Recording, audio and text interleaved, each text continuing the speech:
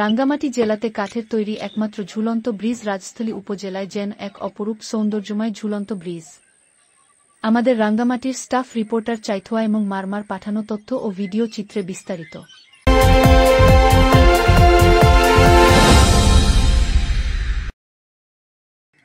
রাঙ্গামাটি জেলা রাজস্থলী উপজেলা পূর্ব ও দক্ষিণ অঞ্চলে পাহাড় পর্বত সবুজ ঘেরা অপরূপ সৌন্দর্যময় একমাত্র ছোট উপজেলা রাজস্থলীতে অবস্থিত কাঠের তৈরি একমাত্র ঝুলন্ত ব্রিজ।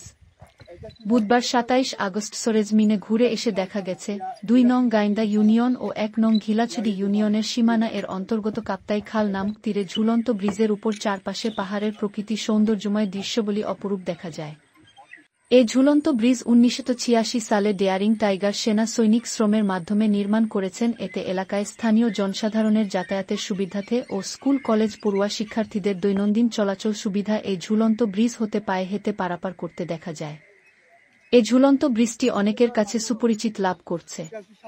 তৎকালীন প্রেসিডেন্ট হোসেন মোহাম্মদ এরশাদ আমলে ঝুলন্ত ব্রিজ নির্মাণ করা হয়েছে বলে স্থানীয়রা জানান।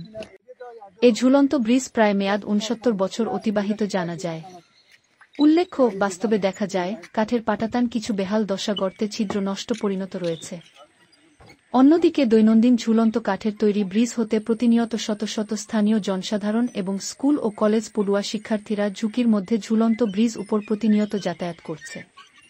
স্থানীয় কয়েকজন দিনমজুরি সুইচিংমং মারমা সহ তরকারি বিক্রেতা মাসুইপ্রু মারমা গণমাধ্যমকে জানান, রাজস্থলী উপজেলা একমাত্র অপরূপ সৌন্দর্যময় কাপ্তাই খালের তীরের সদরে অবস্থিত ঝুলন্ত ব্রিজটি সংশ্লিষ্ট কর্তৃপক্ষ নজরে দৃষ্টি গোচর কিছু মেরামত ও সংস্কার করে দিলে এলাকার স্থানীয়দের চলাচলের ঝুঁকি হতে উপকার আসবে।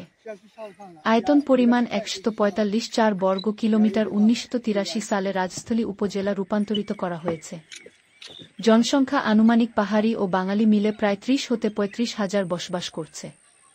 সদরের মাঝখানে রাজস্থলী উপজেলা নিকটতম ঝুলন্ত কাঠের তৈরি ব্রিজ সৌন্দর্যময় রক্ষাতে গুরুত্বপূর্ণ হিসাবে সকলের কাছে জনপ্রিয় বলে জানা যায়।